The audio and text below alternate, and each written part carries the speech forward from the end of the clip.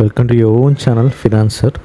So ఈ daily వీడియోలో first నేను చేసిన ట్రేడ్ గురించి డిస్కస్ చేశాను, ఎంట్రీ, ఎగ్జిట్ అండ్ సైకాలజీ. దీని తర్వాత మనం కొన్ని ఇంపార్టెంట్ న్యూస్ అయితే ఉన్నాయి మార్కెట్లో, సో అవి చూద్దాం. ఆ న్యూస్ చూసి వదిలేకుండా సంబంధించిన స్టాక్ సంబంధించిన న్యూస్ ఏదైతే ఉందో అది చార్ట్స్ ఎలా బిహేవ్ చేస్తున్నాయి, ఇంపాక్ట్ ఎలా అయింది, అసలు ఇప్పుడు చార్ట్స్ ఎలా ఉన్నాయి, కొనొచ్చా లేదా అనేది అది కూడా చూసేద్దాం. ఫస్ట్ మీరు చూస్తుంది ఏంటంటే Nifty, bank Nifty 1 minute time ఫ్రేమ్లో future charts. Okay, so option trading అనేది చేశాను నేను. ఓకే, సో ఏం లేదు, సింపుల్ ట్రేడ్ అనమాట. బ్యాంక్ నిఫ్టీ ట్రేడ్, ఒక రెడ్ క్యాండిల్ పడ్డది, సెల్ అనమాట. ఓకే, ఇక్కడ సెల్ చేసినాక నేను ఈ లెవెల్ దగ్గర ఎగ్జిట్ అయిపోయాను. ఎందుకు ఎగ్జిట్ అయిపోయానంటే మార్కెట్ బాగాలేదు.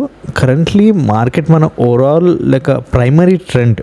ఓకే, 2 types ఆఫ్ ట్రెండ్స్ ఉంటాయి మార్కెట్లో, primary trend, secondary trend. Primary trend అంటే ఓవరాల్ ట్రెండ్, పెద్ద ట్రెండ్, మార్కెట్లో పెద్ద టైం ఫ్రేమ్లో కనిపించే ట్రెండ్ ప్రైమరీ ట్రెండ్ అంటారు. ఓకే, సో ఆ ప్రైమరీ ట్రెండ్ అనేది సైడ్ వేస్లో ఉన్నాం, మనం ఫ్లాట్లో ఉన్నాం. ఓకే, సెకండరీ ట్రెండ్ అంటే ఇవాళ ఎలా బిహేవ్ చేస్తుంది అనేది ట్రెండ్ అనమాట, ఇప్పుడు ఈ క్షణం అనమాట. ఓకే, ఒక పెద్ద రెడ్ క్యాండిల్ పడ్డది, దాంతో గ్రీన్, ఇంకా నాకు తెలుసు కిందికి వెళ్తుంది అని. ఓకే, ఇక్కడ సెల్ చేశాను, సమ్వేర్ ఇక్కడ ఎగ్జిట్ అయిపోయాను. సో దీనికి కారణం ఎందుకంటే అంటే ప్రైమరీ ట్రెండ్ మనకి సైడ్ వేస్ ఉంది. అండ్ రీసెంట్గా అబ్జర్వ్ చేస్తే చాలా నుంచి చార్ట్స్ అనేవి ప్రాపర్గా మూవ్ అవ్వట్లేదు. అంటే వన్ వే ట్రెండ్లో ఒక ట్రెండ్లో మూవ్ అవ్వట్లేదు, సైడ్ వేస్ అవుతుంది మార్కెట్. చాలామంది ట్రాప్ చేస్తుంది, కన్ఫ్యూజ్ చేస్తుంది. ఇలాంటి మార్కెట్లో ఎక్కువసేపు ఉండకూడదు, షార్ట్ ప్రాఫిట్ తీసుకొని వెళ్ళిపోవాలి. ఇక్కడ ఎగ్జిట్ అయిపోయినాక మీరు చూస్తే complete side ways market. And Nifty కూడా చూస్తే ఓకే, నేను ఇక్కడ ఎగ్జిట్ అయిపోయాయి కదా. ఇప్పుడు జనరల్లీ నా థింకింగ్ ఎట్లా ఉంటుందంటే ఈ లెవెల్ 2 లెవెల్స్ ఉన్నాయి, నేను మధ్యలో ఇక్కడ క్యాండిల్ పట్టదు, నేను ఎగ్జిట్ అవ్వడం ఇట్లా మార్కెట్లో ఈ లెవెల్కి మధ్యలో ఇక్కడ ఎగ్జిట్ అయిపోతుంది. ఓకే, లెవెల్ మిడ్లో సమ్వేర్ ఇక్కడ. ఓకే, సో అది నా థింకింగ్ అనమాట. కానీ ఇక్కడ చూస్తే మనకి ఆల్మోస్ట్ నిఫ్టీ ఒక లెవెల్ దగ్గరలో ఉన్నాం, ఈ లెవెల్ టచ్ అవ్వాలి, అట్లీస్ట్ టచ్ అయ్యి రివర్స్ అయ్యి పైకి వెళ్ళాలి, కానీ టచ్ అవ్వకుండా పైకి వెళ్ళిపోయింది చూసారా మార్కెట్. అండ్ దాని తర్వాత సైడ్ వేస్ అయింది మార్కెట్. ఎవరైతే ఇంకా ఈ లెవెల్ హిట్ అవుతుంది ఇక్కడ సెల్ చేస్తారని వెయిట్ చేసే వాళ్ళు ఉన్నారో వాళ్ళు ట్రాప్ అయిపోయారు మార్కెట్లో. ఇంకా కిందికి వస్తుందని వెయిట్ చేస్తూ ఆప్షన్స్లో ఉన్నాం అనుకోండి, ఆ టైం డీకే వల్ల లాసెస్ చూసారా ఇక్కడ. ఓకే, సో అట్లా బిహేవ్ చేస్తుంది మార్కెట్, ట్రాప్ చేస్తుంది, చాలా జాగ్రత్తగా ఉండాలి.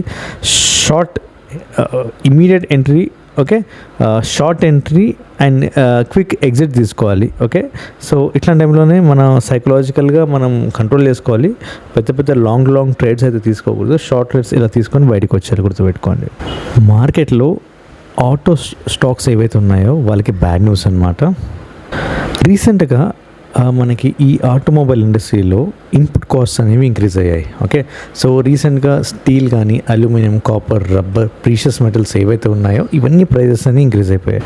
సో ఇవన్నీ ఒక ఆటోమొబైల్లో కార్ కానీ, బైక్ కానీ లైక్ డిజైన్ చేసేటప్పుడు ఆర్ లైక్ మ్యానుఫ్యాక్చర్ చేసేటప్పుడు ఇవన్నీ ఒక కోర్ రా మెటీరియల్స్ అనమాట.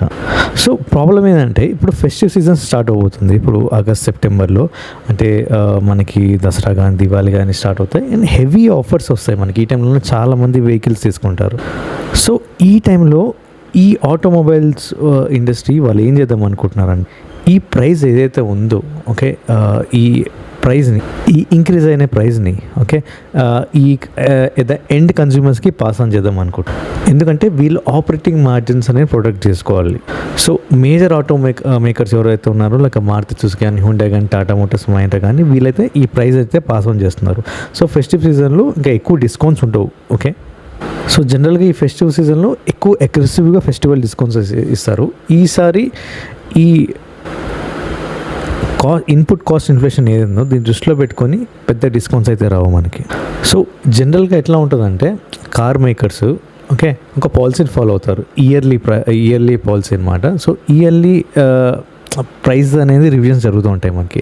కానీ ఇప్పుడు ఈ టైంలో పరిస్థితి బాగాలేదు కాబట్టి ఒక స్మాలర్ పోర్షన్లో క్వార్టర్లీ కానీ పీరియాడిక్ ప్రైస్ అడ్జస్ట్మెంట్స్ అయితే చేస్తున్నారు.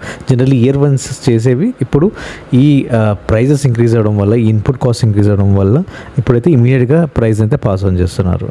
దీనివల్ల సేల్స్లో అయితే ఇంపాక్ట్ జరగవచ్చు ఈ ఆటోమొబైల్ ఇండస్ట్రీలో. సో ఒక ఎయిర్టెల్ నుంచి కొత్త అప్డేట్, మన రీఛార్జ్ ప్లాన్స్ ఏవైతే ఉన్నాయి టారిఫ్స్ ఇవన్నీ ప్రైజెస్ ఇంక్రీజ్ చేస్తాయి. సో చాలా వరకు ఎంట్రీ లెవెల్ ప్రీపెయిడ్ ప్లాన్స్ అయితే ఉన్నాయో అవి తీసేసాయి. సో ఒక యూజర్కి మనకి ఏదైతే వచ్చే revenue, average revenue per user అంటారు, ఏఆర్పియు. ఓకే, సో ఇది ఇంక్రీజ్ చేసుకోవడానికి, వాళ్ళ ప్రాఫిట్స్ ఇంక్రీజ్ చేసుకోవడానికి చేసే ఒక స్ట్రాటజీ అనమాట. ఒక 5 ప్రీపెయిడ్ ప్లాన్స్ ఏదైతే ఉన్నాయో, ₹299 కానీ, $319, $579, $619 అండ్ $649, ఈ ప్లాన్స్ అని డిస్కంటిన్యూ చేసేసాయి.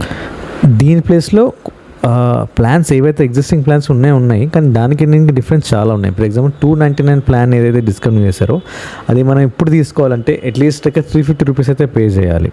సో అప్ ఫ్రంట్గా ₹50 అయితే ఇంక్రీజ్ చేసినట్టు మనకి ఎగ్జాంపుల్. సో ఒక 16% అయితే యావరేజ్ ఇంక్రీజ్ చేస్తుంది ప్రతి ప్యాక్ మీద.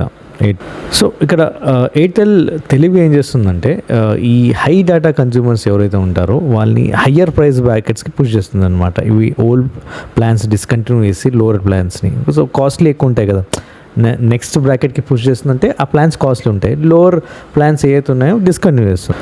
So going forward average revenue per user అయితే ఇంక్రీజ్ అవ్వడం జరుగుతుంది, ఒక ₹5 నుంచి ₹12 వరకు ఈజీగా. సో నెక్స్ట్ వచ్చే క్వార్టర్లో డెఫినెట్గా ఇంపాక్ట్ ఉంటుంది. సో రెవెన్యూ అనేది ఇంక్రీజ్ అయ్యే ఛాన్స్ ఉంది. సో ఇక్కడ ఒక ప్రెషర్ పడుతుంది. దీని కాంపిటీటర్ విఐ, జియో ఏవైతే ఉన్నాయో ఇది పెంచింది కాబట్టి ఎయిర్టెల్, సో అవి కూడా ఫోర్స్ఫుల్గా ఇంక్రీజ్ చేసే ఛాన్స్ అయితే ఉంది, గుర్తుపెట్టుకోండి. సో ఒక్కసారి ఎయిర్టెల్ చార్ట్ అయితే చూసేద్దాం. ఇది వీక్లీ టైం ఫ్రేమ్ అనమాట. లాంగ్ టర్మ్ ఇన్వెస్ట్మెంట్కి చార్ట్ ఇప్పుడు ఏమైనా సపోర్ట్ చేస్తుందా చూద్దాం. ఓకే, ఇప్పుడు చూస్తే మీరు ఎయిర్టెల్ ఆల్మోస్ట్ ఒక 10% డిస్కౌంట్లో అయితే కనిపిస్తుంది మనకి. ఓకే, సో 10% డిస్కౌంట్ అనమాట. అండ్ రీసెంట్గా చూస్తే మనకి ఎప్పుడైతే 100 EMI టచ్ అయింది అనమాట. 100 EMI ఎప్పుడు టచ్ అయింది? ఆల్మోస్ట్ మే 2026లో టచ్ అయింది. సో అది రైట్ టైం టు బై అనమాట. ఇప్పుడు కూడా బై చేయొచ్చు, 10% డిస్కౌంట్లో ఉంది. మనకి ఈఎంఐ ఎప్పుడు టచ్ అయిందంటే లాస్ట్ వచ్చేసరికి 2020లో టచ్ అయింది. ఓకే, దాని తర్వాత నుంచి ఈ 100 EMIకి ఎక్కడ టచ్ కాలేదు. 200 EMI కూడా వెళ్ళలేదు ఆల్మోస్ట్ మనకి. ఓకే, సో అంటే ఈ స్టాక్ బాగా డిమాండ్ ఉన్నట్టు. ఓకే, బేసికల్లీ సో ఇట్లాంటి స్టాక్ ఈ టైంలో పర్చేస్ చేయొచ్చు మనకి, నో ప్రాబ్లం అనమాట. ఒక 10% అయితే డిస్కౌంట్లో ఉంది. ఇట్స్ అ డీసెంట్ బై అనమాట మనకి.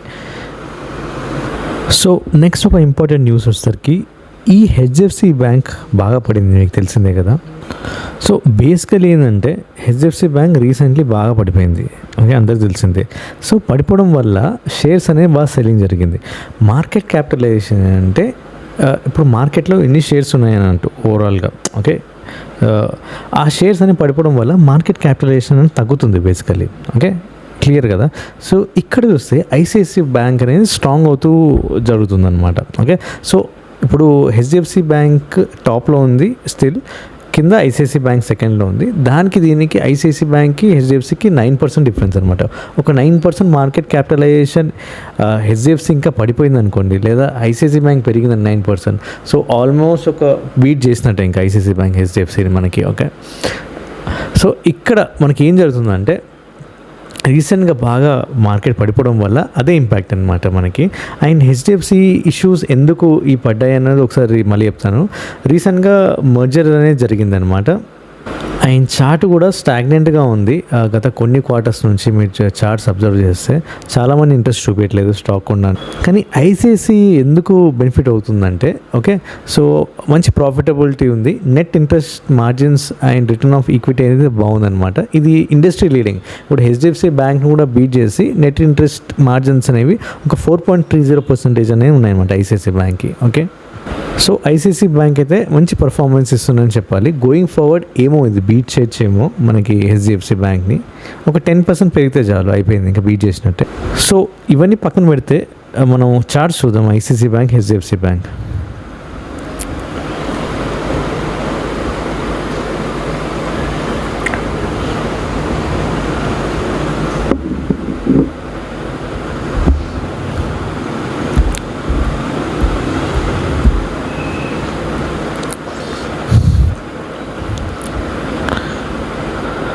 సో ఐసిఐసిఐ బ్యాంక్ చూస్తే ఇప్పుడు అయితే కొనే పరిస్థితిలో లేము, ఎక్కడ డిస్కౌంట్లో లేదు. అట్లీస్ట్ 100 EMI కింద మొన్న వచ్చింది ఇప్పుడు ఏప్రిల్ 2026లో.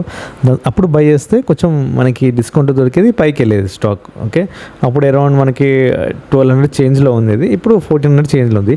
కానీ ఇప్పుడైతే బై చేయలేము, గుర్తుపెట్టుకోండి as per technical analysis. Next HDFC bank అనమాట. ఈ స్టాక్ ఇప్పుడు కొనొచ్చా ఎస్ కొనొచ్చు కళ్ళు మూసుకొని. మంచి స్టాక్ అనమాట, మంచి క్వాలిటీ ఉన్న స్టాక్ అనమాట. ఓకే, సో ఇప్పుడు 725 రూపీస్ అరౌండ్ ప్రైస్ ఉంది. కానీ ఇక్కడ రిస్క్ స్టాప్ లాస్ ఏంటంటే అట్లీస్ట్ మళ్ళీ 681 వరకు వెళ్ళే ఛాన్స్ అయితే ఉంది.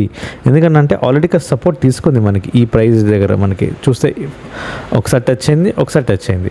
సో ఈ లెవెల్ని మళ్ళీ 681 అరౌండ్ ఆ టైంలో, ఓకే, ఆ 681 ప్రైస్కి రీవిజిట్ చేసే ఛాన్స్ అయింది. ఇప్పుడు బై చేసా అంటే బై చేసుకోవచ్చు లాంగ్ టర్మ్కి. ఓకే, హోల్డ్ చేసుకోవచ్చు, మనం కొత్త ఫ్రెష్ బయింగ్ అయితే చేసుకోవచ్చు కళ్ళు మూసుకొని. నెక్స్ట్ ఒక స్టాక్ వచ్చేసరికి లెన్స్కార్ట్ అనమాట. ఇవాళ స్టాక్ బాగానే పెరిగింది. సో నెట్ ప్రాఫిట్ అనేది ఇంక్రీజ్ అవ్వడం జరిగింది. ఒక 228 crores compare to like Q1 last year compare చేస్తే 61 crores వచ్చింది. సో రెవెన్యూ అయితే ఇంక్రీజ్ అయింది మనకి. ఓకే, ఆల్మోస్ట్ రెవెన్యూ 33.6% నుంచి 43% వరకు అయితే ఇంక్రీజ్ అవ్వడం జరిగింది.